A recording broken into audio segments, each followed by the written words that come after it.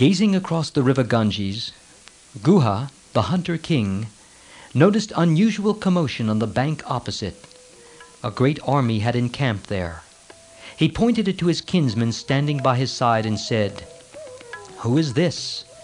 And why has he come here with a large army, apparently to cross the river? The flag suggests that it is Kaikeyi's son, Bharat, and his army. Yes, I see the flag flying on the top of the chariot, and I can recognize the tree painted on it. That is the flag of the king of Ayodhya. Is not Ram's enemy, Bharat, the king of Ayodhya today? Having secured the kingdom unjustly through his mother Kaikeyi, it looks as though he is pursuing Ram here to slay him. Get together our warriors and kinsmen and friends. Let them stand ready on this bank. Gather all the boats and fill them with armed men ready for battle. Let us wait and see. If the newcomers are well disposed towards Ram, we shall help them cross the river and come over to this side. But if their intention is hostile, we shall prevent them."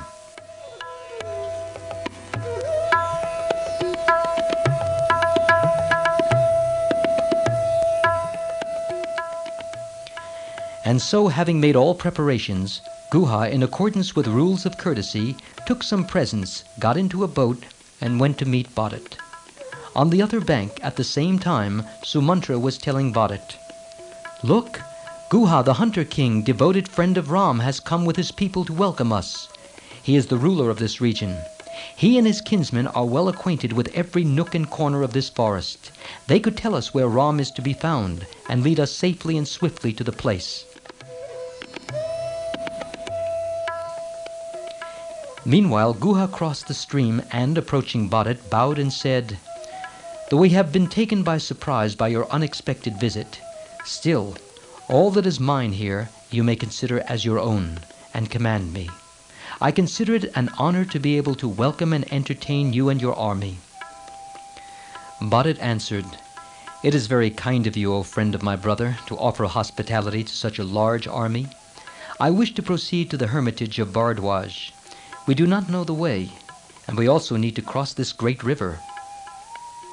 Guha bowed before him with clasped hands and said politely, "My lord, my servants and myself are ready to go with you and act as guides. But you must excuse me for expressing a doubt, which occurs to me on seeing this large army you have brought. Surely you have no intentions hostile to Ram?" Pained by these words, and from a heart clear and pure as the summer sky, Bharat said, "Alas, what greater shame can come to me than this, that men who love Ram should fear and suspect me? Have no misgivings, Guha. Ram is my father now, for he has taken the place of my lost father. I have come here to beg of him to return to Ayodhya. I swear I have no other purpose in my mind." Guha rejoiced to see in Bharat's face his intense love for Ram and his grief at what had happened. He said, "My lord, who in the world can equal you in sacrifice? Who but you would renounce such wealth and power, coming to him unsought? Your glory will shine forever." The hunter king supplied Bharat's army with all it needed. The hosts and guests retired for the night.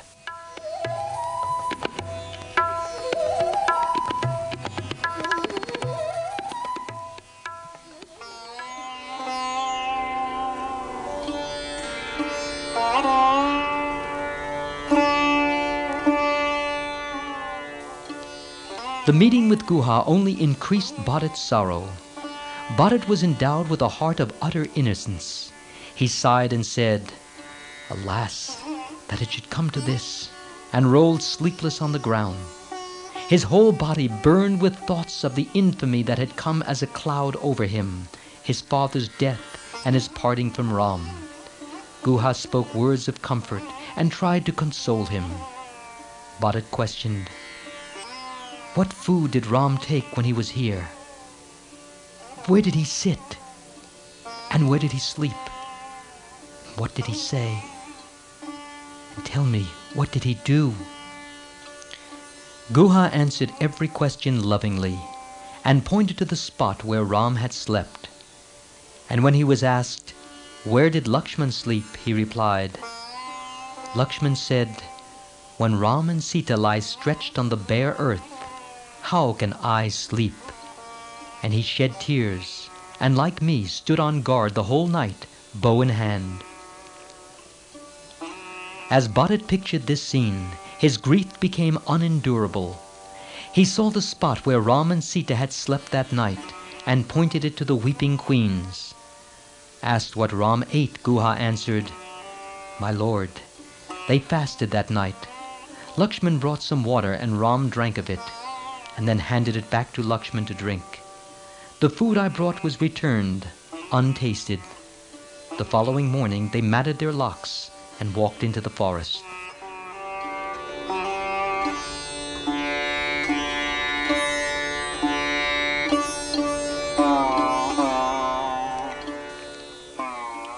Bharat had found some relief from sorrow in his resolve to seek out Ram and persuade him to return. But his talk with Guha and the sights he saw brought it back in full flood. He lamented, "For my sake, Ram, you slept on the grass. I have seen the spot, and I still live. And they want me to wear a crown on top of all this.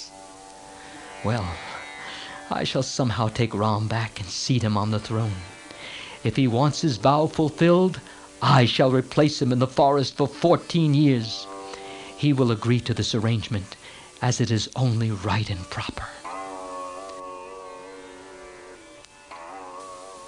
Thus he calmed himself.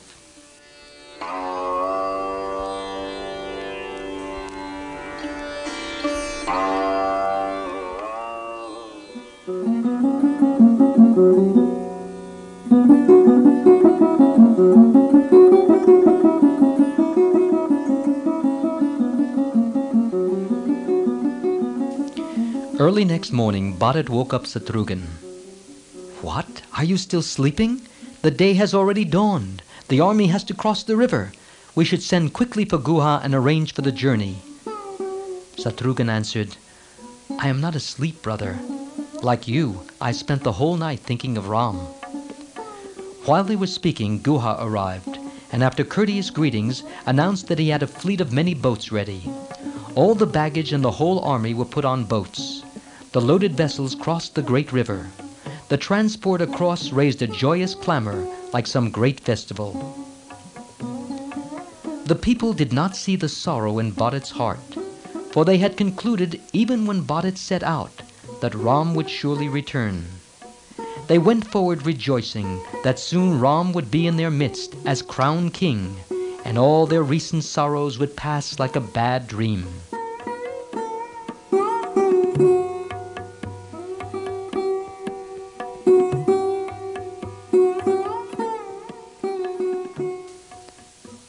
When the whole army had crossed the river, Bharat followed it in a boat specially fitted up for him. Finally, they reached the ashram of Bharadwaj. Bharat and his retinue went on towards Bharadwaj's ashram.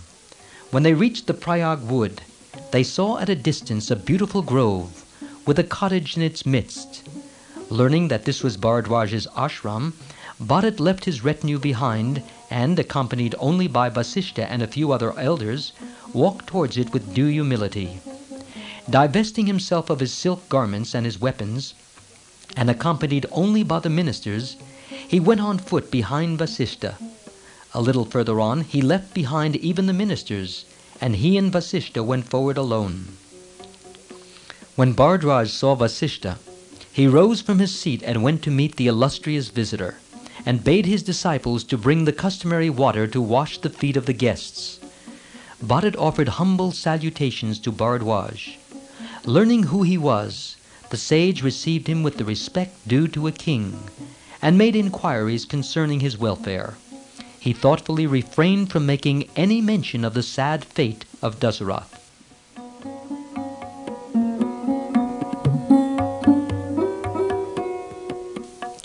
Bharadwaj asked Bharat, "Why did you leave your kingly duties and come over here? Should you not stay in Ayodhya?" Listening to his young wife, Dasaratha ordered Ram to live for 14 years in the forest, and the prince accordingly left the city with his brother and Sita. Do you feel that even now the way is not clear for your rule? And have you come to complete what Dasaratha began and make assurance doubly sure? Hearing these words, Bharat wept. The tears gushed and he could hardly speak. Death, he said, would be better than such a life as this. Do you doubt me, master? Please do not blame me for what was done by my mother in my absence without my knowledge or consent. I have come now to do my utmost to persuade Ram to go back with me to Ayodhya and there to be crowned king. And it is my purpose to be his humble slave all my life. I have come here to ask you where Ram dwells, to go and beg of him to return home. And me you suspect. Bharadwaj said, Bharat, I know your real nature. You are a scion of the race of Raghu. I questioned you because I wished to draw out a revelation of your affection and loyalty, and thereby establish and spread your glory. Do not grieve. The prince is dwelling on Chitrakoot hill. Stay here today. Tomorrow you and your ministers can go there. You will please me by accepting hospitality for a day in my ashram. Bharat said, My lord, your wishes and words of affection are a feast to me. What more is required? Bharadwaj smiled, because he could see that Bharat was unwilling to cast the burden of feeding an army on a poor ascetic. He said, I am bound to entertain you in a manner worthy of your status and goodness.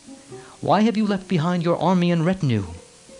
Bharat answered, I follow the rule that one should not approach a sage's dwelling with a retinue. There is a big crowd following me. It would be a great disturbance to you if they all came here. The rishi replied, Nothing of the sort. Order them all to come up. And so Bharat ordered. Bharadwaj went to the sacrificial fire, and, uttering holy prayers, sipped water 3 times and called on the demigods Vishvakarma, Maya, Yama, Varun, Kubera, Agni, and other celestial beings, and ordered them to produce a great feast for Bharat and his followers. This they did lavishly. Everyone had ample accommodation. Sandal paste, flowers, food and drink, music, and dance by divine performers were all provided. Bharadwaj's feast was more sumptuous than that given by great kings to one another. Dwellings and vehicles and servants came suddenly into being. The guests forgot themselves in the feast. They ate fully and soon fell fast asleep.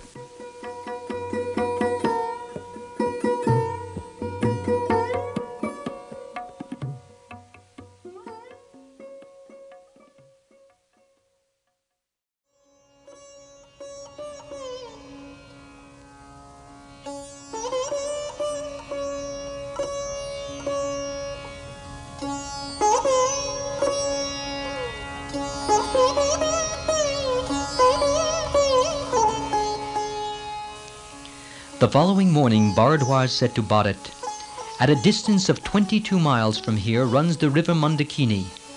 On its banks is an unpeopled forest, with Chitrakoot hill to its south. On the slope of the hill, in a hut, your brothers and Sita are dwelling. And he explained in detail the way they should follow. The 3 queens were presented to receive the sage's blessings. This is Queen Kausalya, said Bharat, the mother of Ram. And here to her right and supporting her stands the mother of Lakshman and Satrughan, sorrow-stricken and limp like a creeper stricken by summer winds. And here is my mother, the cause of all of our sorrow. The queens prostrated before the sage. Do not judge your mother harshly, said Bharadwaj, casting his gentle eyes on the sorrowing Kaikeyi.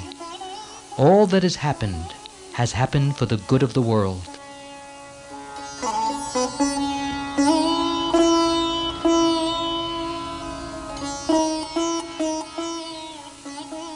Bharat and his great retinue took the forest path as directed by Bharadwaj.